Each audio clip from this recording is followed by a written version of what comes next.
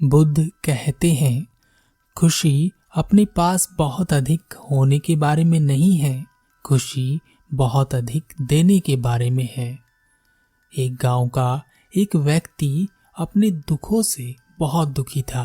वह किसी भी प्रकार अपने दुखों को छोड़ देना चाहता था। एक दिन उसके मन में ख्याल आया कि हम कुछ भी छोड़ सकते हैं, तो फिर हम दुख क्यों नहीं छोड़ सकते। मैं दुख को छोड़ दूंगा और जैसे ही दुख छूट जाएगा सुख अपने आप आ जाएगा। तब उसने अपने आप से एक संकल्प किया कि अब उसके जीवन में कोई दुख नहीं है और वह कभी दुख को नहीं पकड़ेगा। ऐसा निश्चय कर वह अपने घर पहुंचा। घर पहुंचते ही उसकी पत्नी ने उससे कहा, कहाँ भटक रहे हो? घर में खाने के लिए कुछ नहीं है। व्यक्ति ने हंसते हुए कहा, क्या फर्क पड़ता है, खाना आ जाएगा। व्यक्ति काम ढूंढने के लिए बाहर गया और शाम तक कुछ कमाकर ले आया। वह जो लाया था थोड़ा था और उसने वह अपनी पत्नी के हाथ पर रख दिया। पत्नी ने कहा, इससे क्या होगा, इससे तो भरपेट भोजन भी नहीं आएगा। व्यक्ति ने फिर से हंसते हुए कहा, सब सुख ही सुख है। वह व्यक्ति हर चीज पर हंसता और कहता, सब सुख ही सुख है। उसकी पत्नी को लगा कि पति पागल हो गया है, हंसता रहता है और कहता है सब सुख ही सुख है। एक दिन पत्नी ने पूछ ही लिया, कहाँ है सुख, किधर है सुख, मुझे तो नहीं दिखता। पति जोर से हंसा और बोला, सब सुख है, सुख ही सुख है। पत्नी अपने पति के इस व्यवहार से बहुत दुखी हो गई थी। तब एक दिन वह गुरु के पास पहुंची और उसने कहा, हे गुरुदेव, मेरा पति पागल हो गया है। मैं कुछ भी कहती हूँ तो वह हंसता है, वह कहता है सब सुख ही सुख है। गुरु ने कहा, तुम्हें क्या दिखाई देता है, क्या तुम सुख देखती हो? उस स्त्री ने कहा, गुरुदेव, मुझे तो दुख ही दुख दिखाई देता है। सुख तो जैसे जीवन से चला ही गया है। थोड़ा सुकून था तो वह मेरे पति ने छीन लिया है। मुझे डर है कि कहीं वह पागल ना हो जाए। गुरु ने उस स्त्री को कुछ बताया और कहा, ऐसा करो। वह स्त्री अपने घर पहुंची। थोड़ी देर में पति भी घर पहुंच गया। पति ने कुछ पैसे पत्नी के हाथ पर रख दिए और कहा, लो हो गया आज के खाने का इंतजाम। पत्नी ने पैसे देखते ही रोना शुरू कर दिया और कहा, सब दुख ही दुख है। पति जोर से हंसा और कहा, सब सुख ही सुख है। इसके बाद जब भी पत्नी पति के सामने आती वह जोर से रोती और कहती, सब दुख ही दुख है। एक दिन पति को गुस्सा आ गया। उसने पत्नी का गला पकड़ लिया और जोर से चिल्लाया, बोल, सब सुख ही सुख है। तुझे पता है ना कि मैं कितना दुखी हूं और तू मेरे दुख को और ज्यादा बढ़ा रही है। पत्नी ने कहा, जब तुम जानते हो कि तुम दुखी हो तो स्वीकार क्यों नहीं करते कि तुम दुखी हो। यह सुनते ही पति ने पत्नी का गला छोड़ दिया। वह एकांत में गया। उसने गहन विचार किया, चिंतन किया और अंत में उसकी समझ में आया कि उसके दुख का कारण तो उससे चिपक कर ही चल रहा है। उसकी पत्नी ही उसके दुख का कारण है। अगर पत्नी को छोड़ दिया जाए तो दुख अपने आप छूट जाएगा।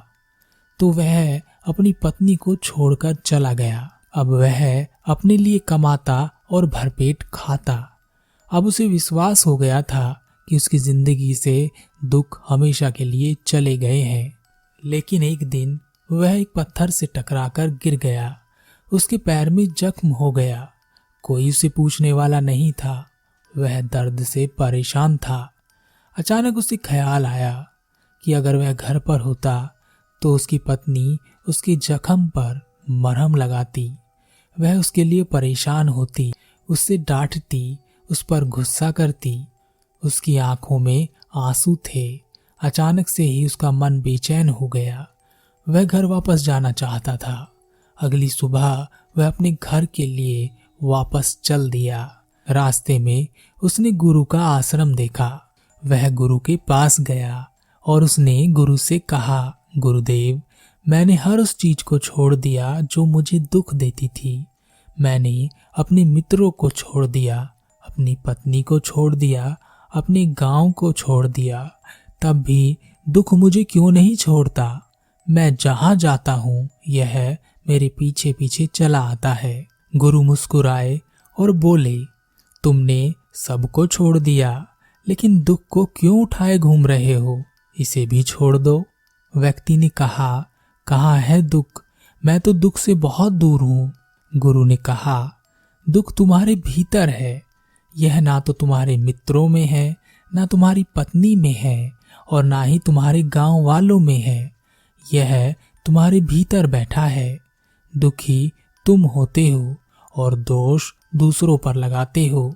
जब तक कोई दुखी नहीं होता तब तक उसे सुख प्राप्त हो ही नहीं सकता।